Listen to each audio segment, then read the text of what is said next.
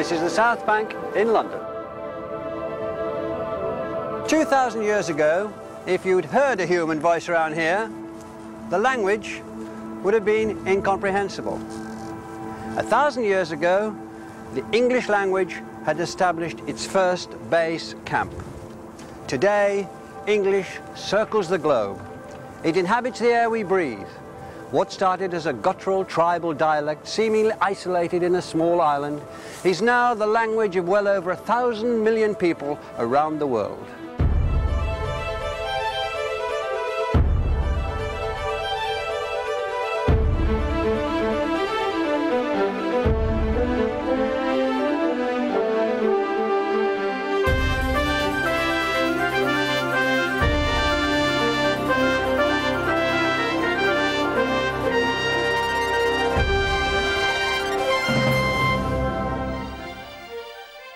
The story of the English language is an extraordinary one.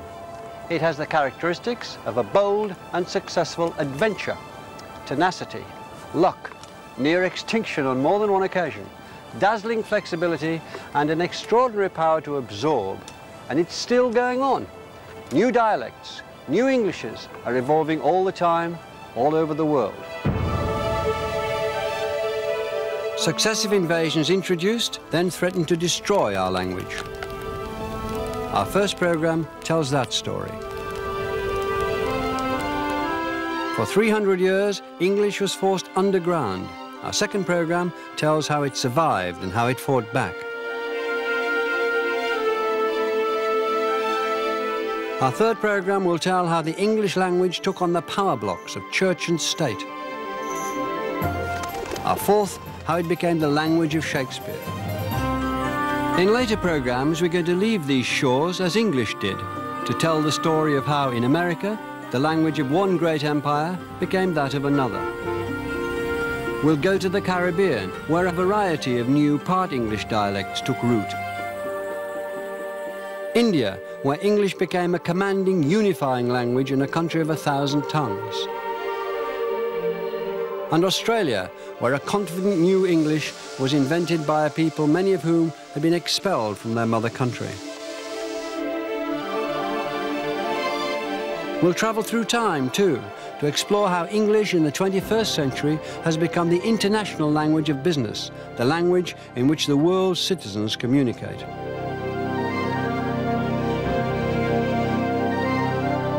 Over the last 1,500 years, these small islands have achieved much that is remarkable. But in my view, England's greatest success story of all is the English language. These programs are about the words we think in, talk in, write in, sing in, the words that describe the life we live.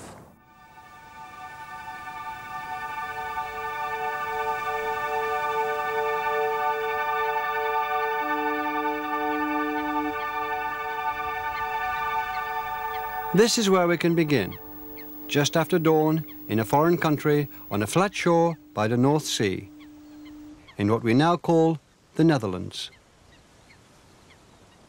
This is Friesland, and it's in this part of the world that we can still hear the modern language that we believe sounds closest to what the ancestor of English sounded like 1,500 years ago. En als we dan maart nog even bezoeken, maart hebben we toch wel een aantal dagen rond met frost. Ja, Friese die het op zijn 9 dagen, dat vooral onder groen. In Friesland, many people start their day listening to the weather forecast from popular weatherman Piet Palusma. En dan mandje, tiesje en waasje. Het worden dagen... Some of his words might sound familiar, like 3 and 4, frost and freeze. Een temperatuur zomer bij de 3 of de 4 graden, geen frost, het zal net vriezen. Mist and blue. Vierders de kans op mist. En dan moon. Een dag met flink wat zinnen. Blauw in de lucht. The reason we can recognize these words is that modern Frisian and modern English can both be traced back to the same family, the Germanic family of languages. And some words have stayed more or less the same down the centuries.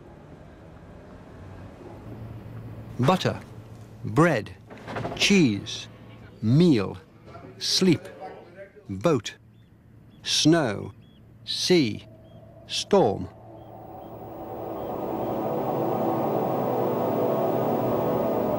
The West Germanic tribes who invented these words were a warlike, adventurous people.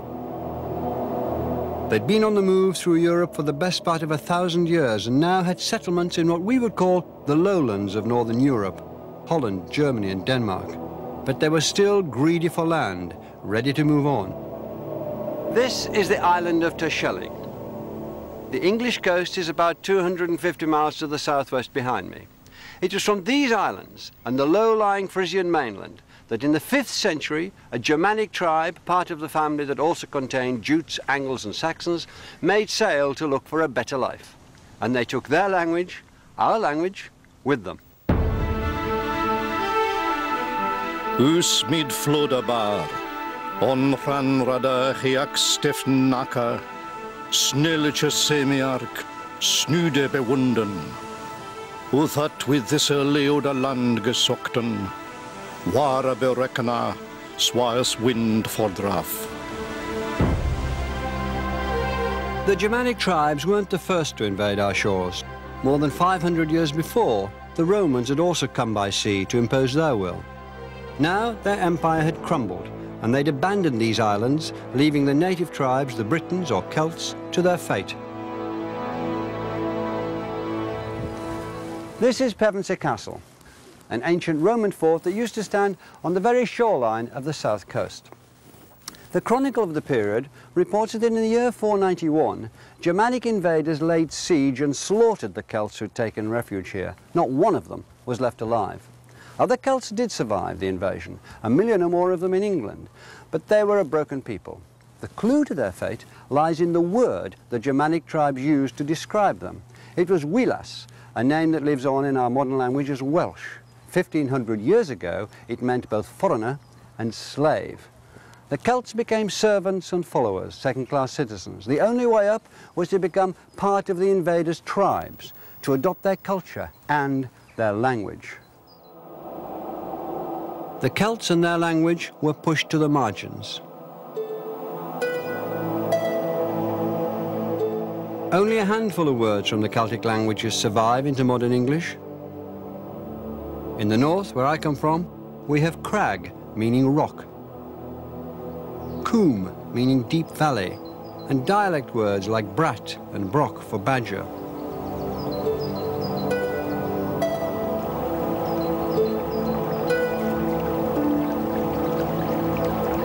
There are traces in place names. The Tor in Tropenna, spelled as Torpenhow, a neighbouring village to my own, that comes from the Celtic for peak. The Car of Carlisle means a fortified place. In the south, they left us the names of Thames and Avon, Dover and London. But these were fragments.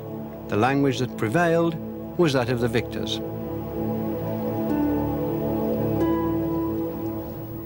By the end of the 6th century, these Germanic tribes occupied half of mainland Britain. They had divided into a number of kingdoms: Kent, Sussex, Essex and Wessex, denoting the settlements of southern, eastern and western Saxon tribes; East Anglia, named after the Angles who gave England its name; Mercia in the Midlands, Northumbria in the north. Throughout these areas, many modern place names come from that settlement or use the words they brought. We live with them. We live in them every day.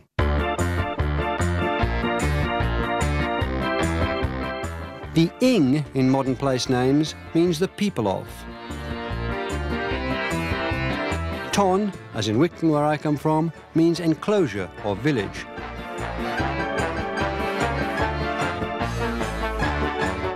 Ham means farm, which might surprise one or two Tottenham supporters.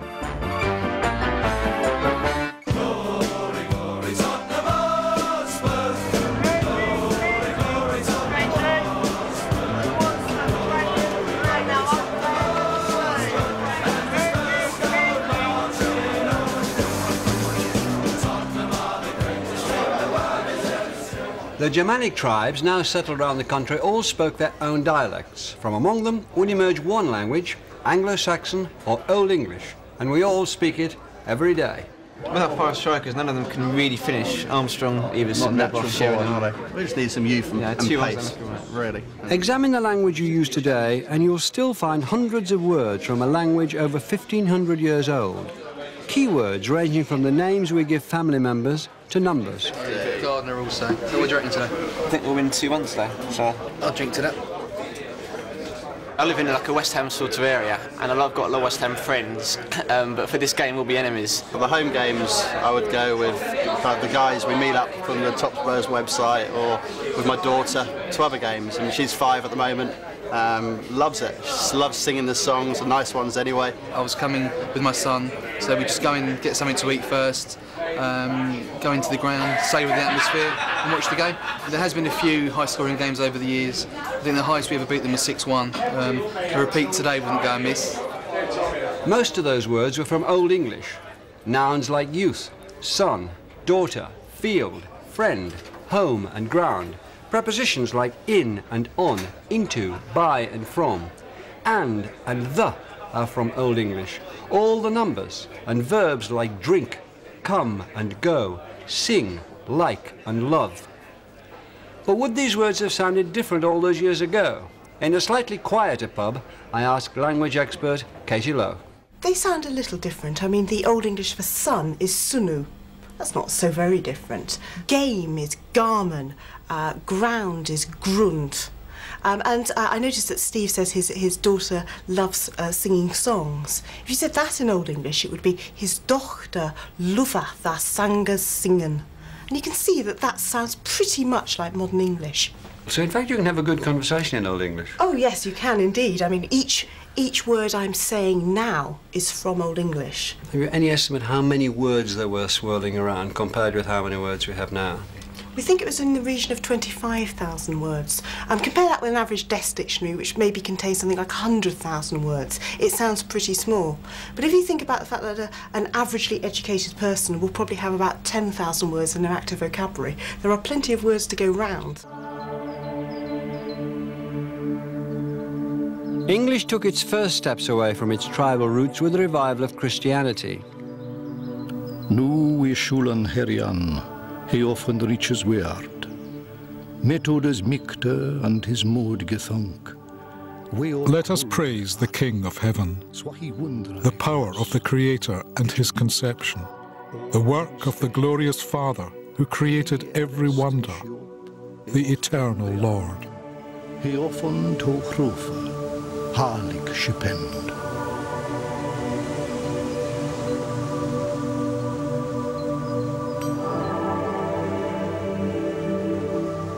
In 597, the monk and prior Augustine led a mission from Rome to Kent. Around the same time, Irish monks of the Celtic Church were establishing a presence in the north. Within a century, Christians built churches and monasteries. This is St. Paul's in Jarrow, parts of which date from the 7th century.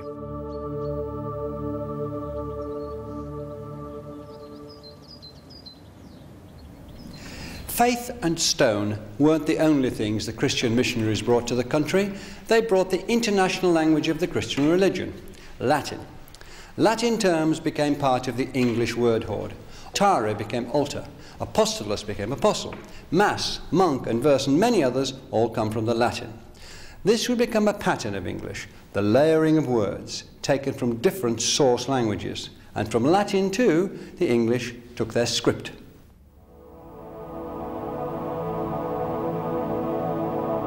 The Angles, Saxons, Frisians and Jutes who would become the English hadn't brought script as we know it with them, but runes.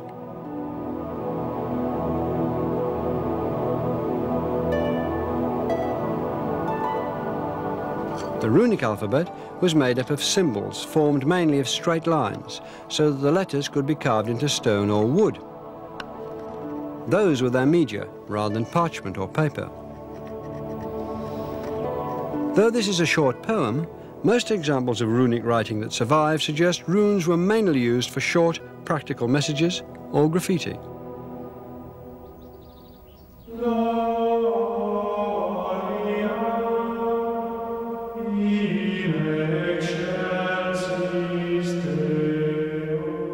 The Latin alphabet was different. With its curves and bows, it allowed words to be easily written using pen and ink onto pages of parchment or vellum, which, gathered together into a book, could be widely circulated.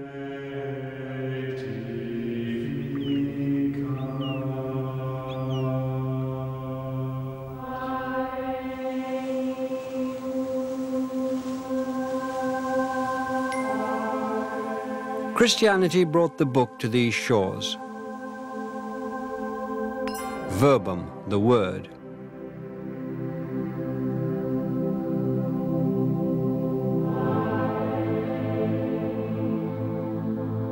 Soon a native culture of scholarship began to flower, a culture based on Latin and on writing.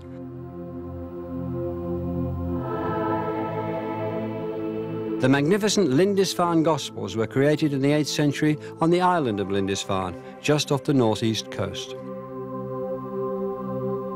A few miles south, at the monastery of St. Paul's in Jarrow, the great English monk and scholar Bede, born and educated in Northumbria, began writing the first ever history of the English-speaking people.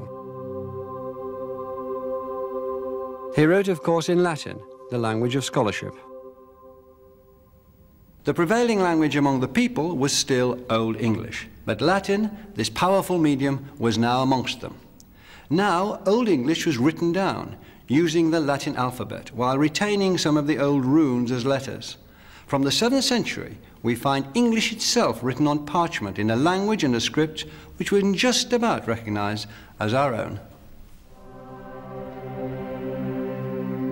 Father úser þú art in hiofnu, siga halgad noma þín, tokumeth richa þín, si willow þín swa is in hiofne and in eortho. Chlaf úserne of wislich selos today, and forgifus schulda usra, swa we forgifon schuldgem usem, and the inled usi in costum. With writing, Old English stole a march on other languages spoken in Europe at the time. Prayers were recorded and books of the Bible translated. The laws of the land were written down, and the language soon became capable of recording and expressing an increasingly wide and subtle range of human experience. And in the right hands, Old English was now powerful and supple enough to take you to imaginary worlds, fire the blood, be poetry. What?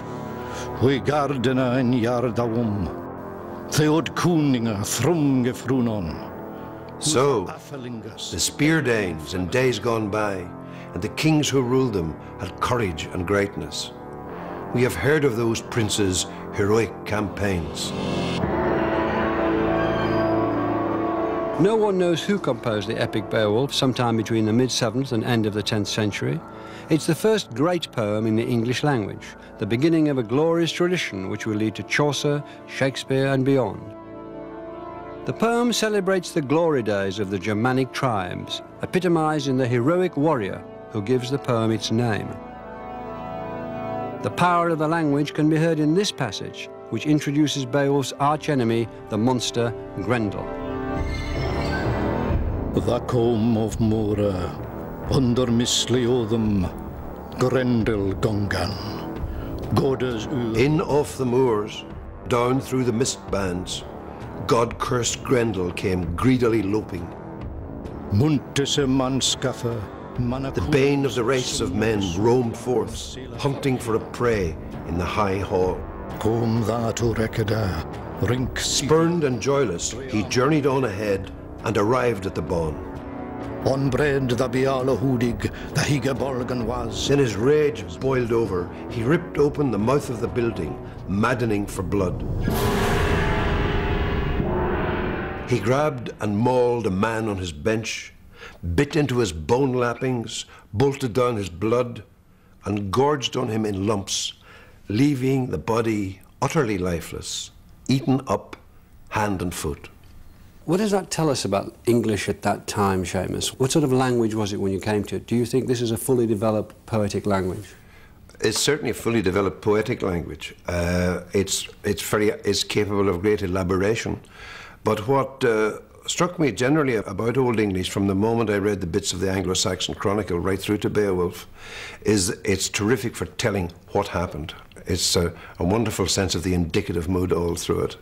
It's terrific for action, terrific for description. There's a wonderful forthright capacity to make up extra language in Anglo-Saxon. The words are very clear and direct. Bone and house, for example. Bone house, there you have the house for the body, a word for the body. Beautiful words for instruments. The harp is called gleobeam, the glee beam, the happy wood, or else the joy wood, I think so, goman wudu.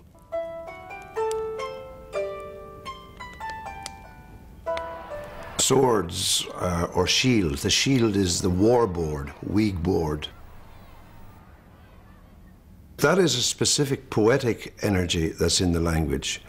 The ability to make compounds, which is still in German, I guess, that gives it a great beauty. How extensive is the vocabulary? I think there are 40,000 words recorded in Beowulf. But a lot of the words repeat themselves probably this is in poetry more than in the prose. If we heard an Anglo-Saxon speaker speaking under his roof to his companion, we'd probably hear a quicker, a different, less elaborate language from Beowulf. Would you say it is very clearly written to be read aloud? It's certainly written to be read aloud. The question that agitates some scholars is whether it was written, you know. But I think the general consensus now is that by the time you get to Beowulf, you have a writer dealing with a traditional oral language. What we gardena in Yardawum, Theod Kuninga Thrum Gefrunon, Hutha Athalingas, Ellen Fremedon. Certainly you open the book, what we gardena and Yardawum, it asks to be uttered, and there are many speeches in it. And it comes off the tongue with terrific directness, I think.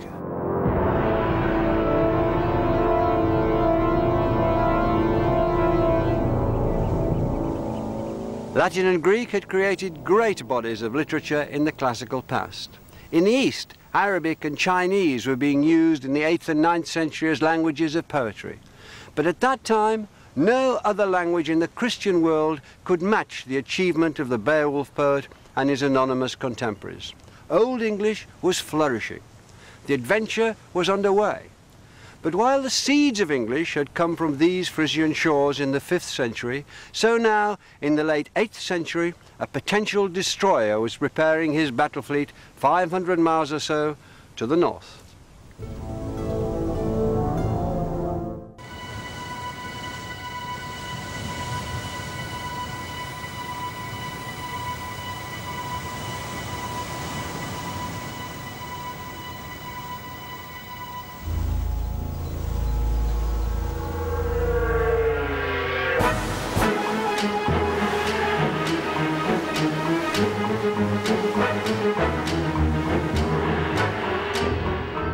In the late 8th century, the Latin-based culture of scholarship, which had grown up in places like Lindisfarne and which had also been the cradle of Old English, faced extinction from across the sea.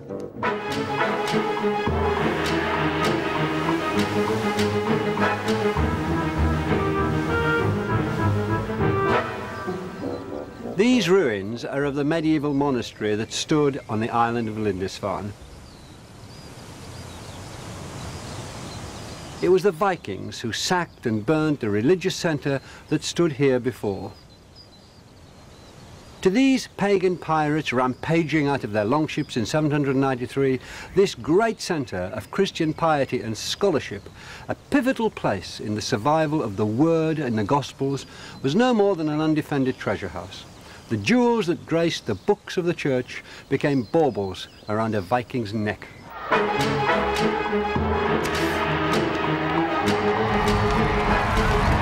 Today, the Vikings may seem romantic, reenacting their rituals a good day out. Over 12 centuries ago, their arrival was not so cheerful. To many, it seemed to signal the end for civilization. A year after razing Lindisfarne, the Vikings returned and sacked Jarrow, the abbey, where Bede had been the greatest scholar in one of the finest libraries in Christendom. This stronghold of the Latin word, where English was also being written down uniquely among European dialects, was burned to the ground, its books with it.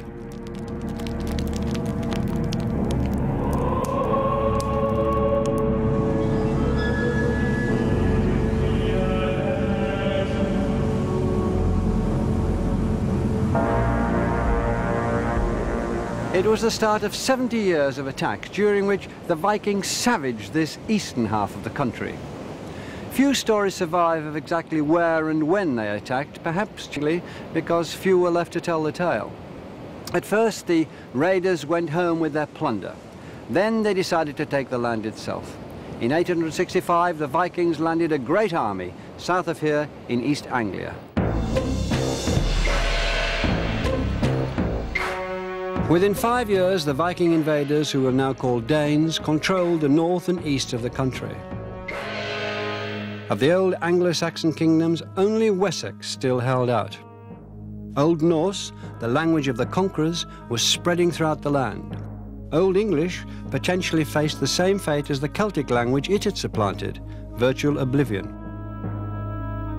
English was in need of a champion, and it found one.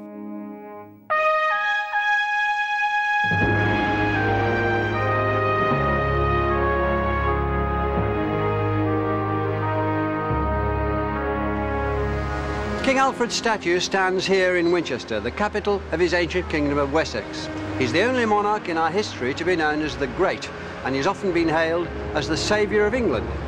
That may be debatable, as the idea of a single unified England didn't really exist in Alfred's day. What is certain is that he was a great defender of the English language. It was the Victorians who dubbed Alfred the Great.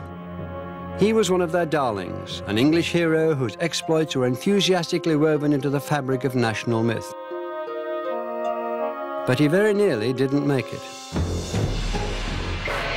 He'd come to the throne of Wessex within a year of the first Danish attacks in the southeast, and at first he could hardly hold them back. In 878, the Danes won what appeared to be a decisive battle at Chippenham in Wiltshire.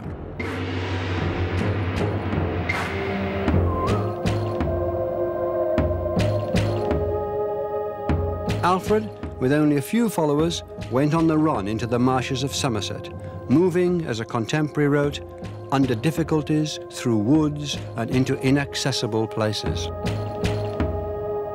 Legend has Alfred, unrecognized, taking shelter in a poor woman's cottage and being scolded for burning the wheaten cakes he'd been set to mind.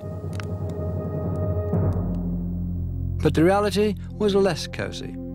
His situation was desperate, and if Alfred's kingdom fell, the whole country would be controlled and settled by conquerors whose language would inevitably crush English.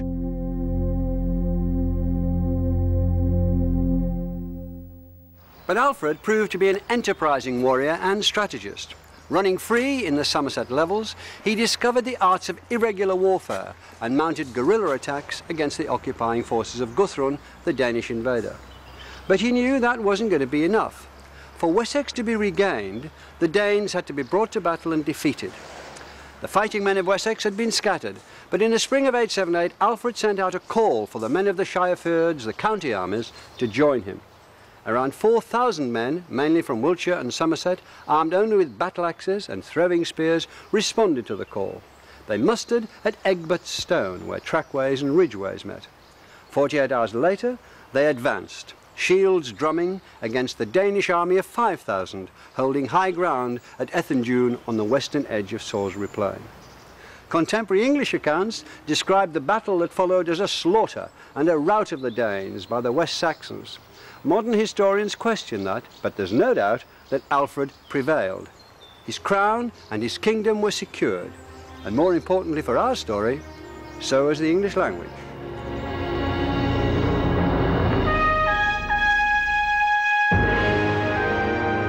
The Danes surrendered. Their leader was baptized as a Christian, and Alfred's crucial victory was memorialized here in Wiltshire in an earlier version of a great white horse carved into the land he'd saved.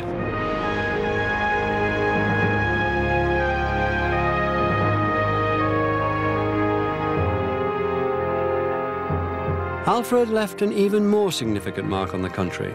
He signed a peace treaty with the Danes which established a border running up through the country from the Thames to the old Roman road of Watling Street. The land to the north and east, to be known as the Danelaw, would be under Danish rule. The land to the south and west would be for the English. No one was to cross the line unless to trade.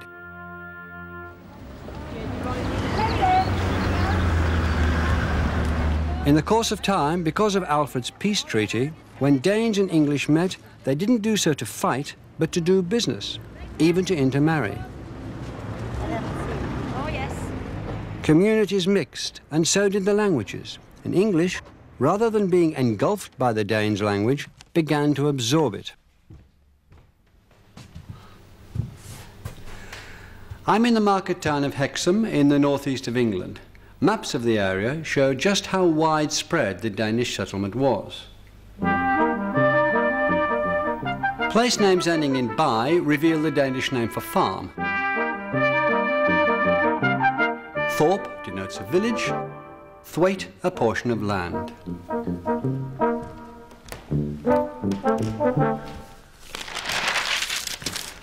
The births, marriages and deaths pages of the local paper feature lots of names ending in "son." That was a Danish way of making a name by adding to the name of the father. Just on this page, I can see Harrison, Gibson, Hudson, Robson, Sanderson, Dickinson, Simpson, Dickinson again, and Watson. In the school where I was just across the country, there was a Pattinson, a Johnson, a Rawlinson, and another Dixon. Outside in the street, you can see the same thing on shop signs everywhere. Even given centuries of people moving around the country, names ending in "son" are still far more common in what were the Danish territories of the north and west than they are in the south and east. Above all, you can hear the echoes of the Danes' Old Norse language in the way people speak. What did you say this? Charlotte. Charlotte, and out of... Sailor and Limmy cows. Right. It's a little field on its own.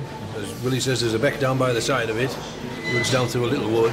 And it's such a lovely setting down by the, down by in that garth, isn't it? It's like a little isolation field. It's only a couple of acres, the whole field. It'd be interesting to see a few sheep sold with lambs. It's what it means to the... Are they allowed to be sold tonight? Some Old Norse words stayed in the local dialects of the north. Words like beck for stream and garth for paddock. As a boy in Wigton, I remember hearing and using dialect words like slattery for shower, slape for slippery, yet for gate, laup for leap, yek for oak, and yam for home, as in Asgang and yam. Pure Norse, heard in Wigton every night of the week, and there were many others. But the influence of Old Norse wasn't just local. All around the country over time, hundreds of Norse words entered the mainstream of English, and we still use them every day. The SK sound is a characteristic of Old Norse, and English borrowed words like score and sky and skive, as well as perhaps 1,000 others, including anger, bull, freckle, knife, neck, root, scowl, and window.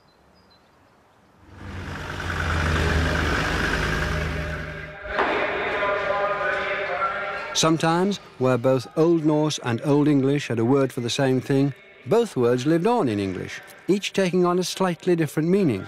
Where Old English said craft, Old Norse said skill. For in English hide, the Norse said skin. In Old English you were sick, in Norse you were ill. Here was another example of English's extraordinary ability to absorb, to take in words from other languages, adding them to its word hoard, increasing the richness and flexibility of the vocabulary.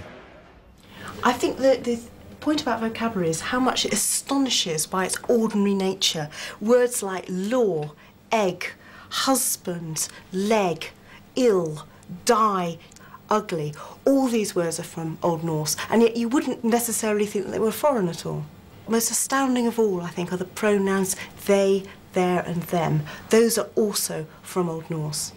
And in terms of grammar, in a way, they simplified English, didn't they? They took it away from its Germanic roots. I think it's probably true to say that Old Norse affects the English language more than any other, because it actually leads to a restructuring of the language. Old English formed sentences, and not by word order, as we do, but by tacking on endings onto the ends of things like articles and pronouns and nouns. What happens is, through contact with a pretty similar language, a lot of these inflectional endings start to lose their distinctive nature. And actually this is a process that we can see happening fairly early on in the Anglo-Saxon period. So the language is prone to do that, but contact with Norse languages speeded it up, gave it a shove towards modernity. Can you give us a very simple example of that? Yes, let's take a simple sentence like, the king gave horses to his men. That would be something like in Old English, Se kuning gav blankan his gumum. Now in Old English, you didn't tend to have a preposition like to. Instead, you could use a special ending, which kind of meant to his men. And that would be a um ending, and you just tack that onto the end of the noun for man. So you'd have gumum. ending. Now, the plural for the word for horse, if you want to say gave horses to his men, would be have an N on it, so it'd be blankan. Unfortunately, towards the end of the Old English period, we start to see that ending becoming more and more indistinct. And we see spellings like guman, an, just the same as blankan, an. And it's obvious that the king is more likely to give horses to his men than men to his horses, but you can see that there's a potential there for difficulties, and so we start to see prepositions being used in place of those endings, which had become indistinct. Spoken English survived the Danish invasion. But as the 9th century drew to a close, the written culture was in a ruinous state, and King Alfred was concerned.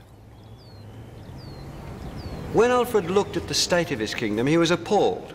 The scholars in the monasteries had once made England the greatest powerhouse of Christian teaching in Europe. But 150 years had passed since the high days of Bede, and the scholarly tradition had declined, hastened on its way by a century of Viking raids. In all the country, Alfred could barely find a handful of priests who could read and understand Latin.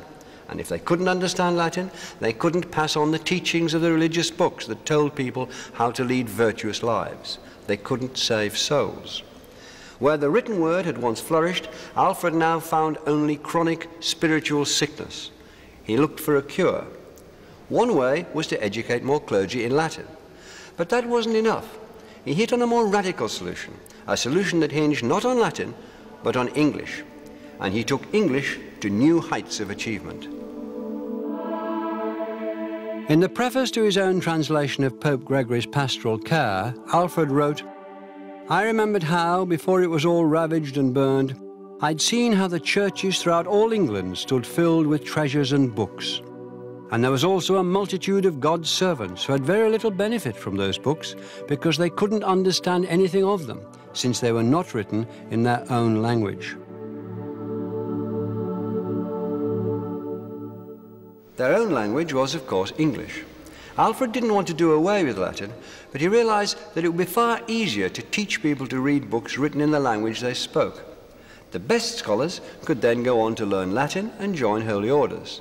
The rest would still have access to scholarship and spiritual guidance, but it would be written in English.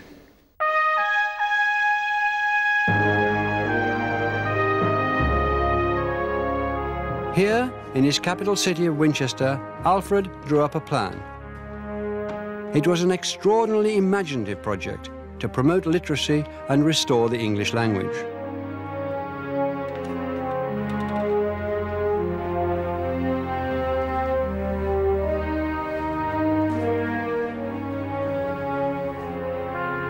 "We should," he wrote, "translate certain books which are most necessary for all men to know into the language that we can all understand, and also arrange it, as with God's help we very easily can if we have peace, so that all the youth of free men now among the English people, who have the means to be able to devote themselves to it, may be set to study, for as long as they're of no other use, until the time they're able to read English writing well. Alfred had 5 books of religious instruction, philosophy and history translated from Latin into English, a laborious and costly undertaking. Copies were sent out to the 12 bishops of his kingdom for their wisdom to be spread as widely as possible. To each bishop, to emphasize the importance and value of the project, Alfred sent a costly pointer used to underline the text. This is the Alfred jewel. Many historians believe that it formed the head of one of those pointers. Crafted in crystal, enamel and gold, it was discovered in 1693 in Somerset and is now on show at the Ashmolean Museum in Oxford. It's inscribed, "Alfred had me made," in English. Alfred the Great had made the English language the jewel in his crown.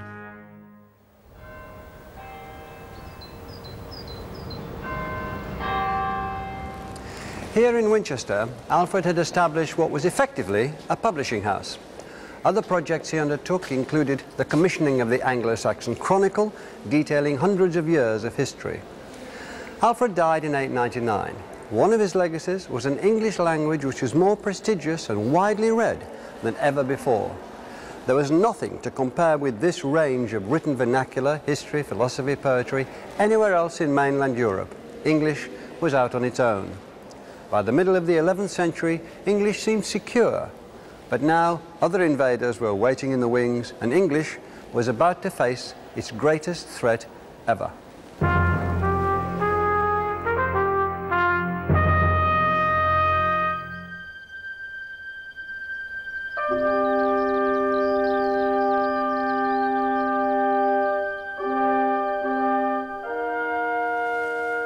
This place, the old Roman fort at Pevensey, was a fateful one for the English language.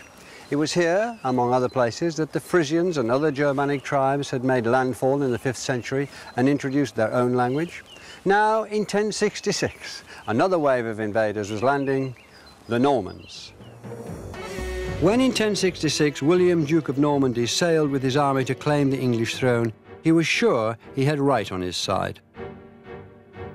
The English king, Edward the Confessor, had spent many years in Normandy, and in that time, contemporary sources say, had come to regard William as a brother or even a son, and had named him as his successor.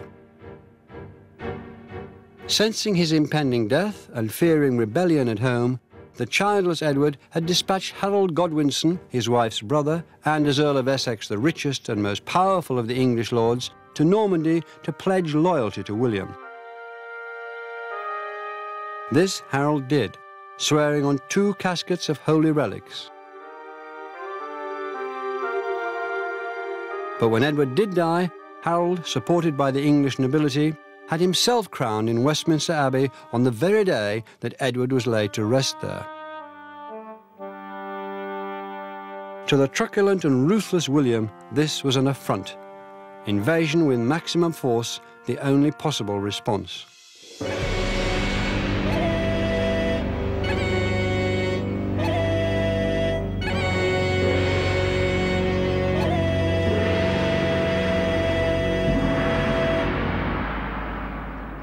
The armies met here, near Hastings.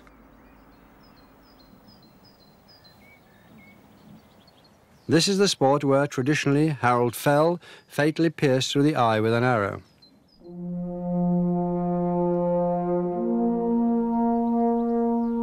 The site was later named after the engagement, but it's named not with an English word, like fight, but with a word from the language of the Norman victors, battle.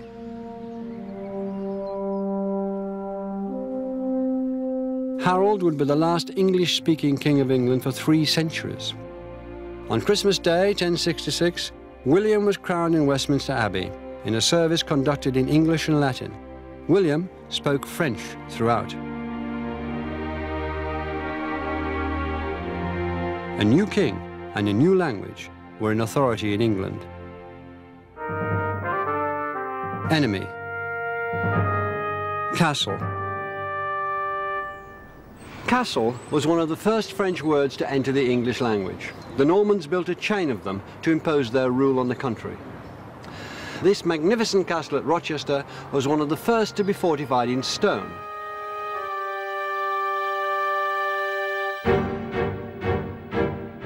By blood, the Normans were from the same stock as the Norsemen who'd invaded in earlier centuries, but they no longer spoke a Germanic language, rather what we'd call Old French, which had grown from Latin roots.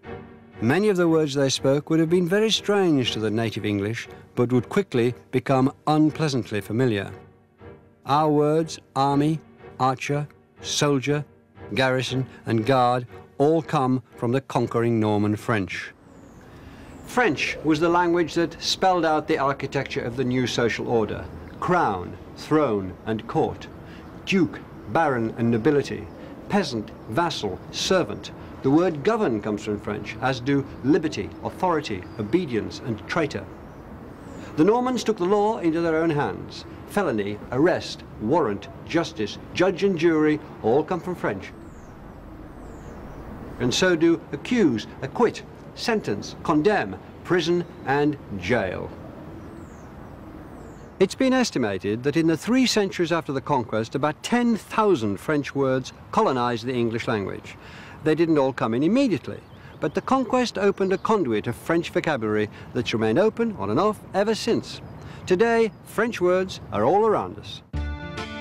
City, market, porter. Here we are, like one fabulous salmon, weighs about 14 pounds. It is a fabulous fish. We've got some fabulous mackerel, they've come up from Aberdeen. Next to them are the oysters, they come from the Essex coast. Sole. Pork, sausage, bacon. Nice bit of fruit, bit of oranges, bit of juicy lemons. Grape, tart, biscuit, sugar. Cream. Fry. Vinegar. Nearly 500 words dealing with food, cooking and eating alone entered English from French, just a fraction of the imports which would enrich the English word hoard in the centuries after the Norman conquest.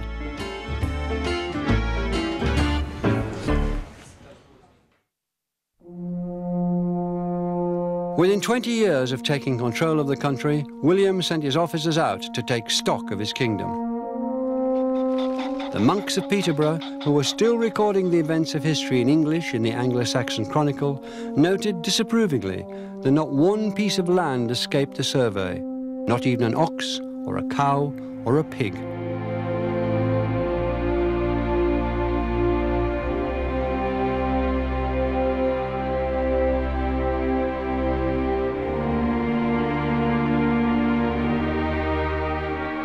The Domesday Book, there are in fact 2 volumes, show us how complete the Norman takeover of English land was and how widespread their influence and their language. The Norman settlement had concentrated the wealth of England more than ever before or since. The native ruling class from before the conquest had been slaughtered, banished or disinherited in favour of William's followers. Half of the country was in the hands of just 190 men. Half of that was held by just 11 men. And not one of these great landowners spoke English. Gilberti de Gond, Raoul d'Insula. When this record of the country was drawn up, it was written in Latin, not Norman French, David d'Argent, and certainly not English. Ranulph Fitzgerald. Between them, French and Latin had become the languages of state, law, the church, and history itself in England.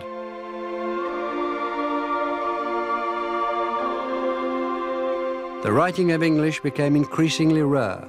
Even the Anglo-Saxon Chronicle guttered into silence. What we gardena in Yardawum, Theod Kuninga Frunge. The language of Alfred and the Beowulf poet had lost all the prestige that it had slowly built up. In a country of 3 languages, English was now a poor third, bottom of the pile.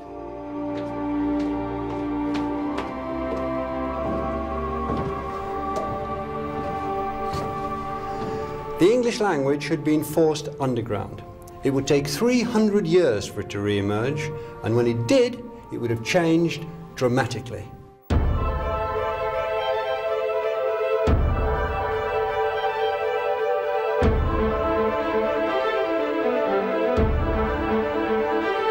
The Adventures of English is available as a DVD, audiobook and book at Dimmicks and a DVD at JB Hi-Fi.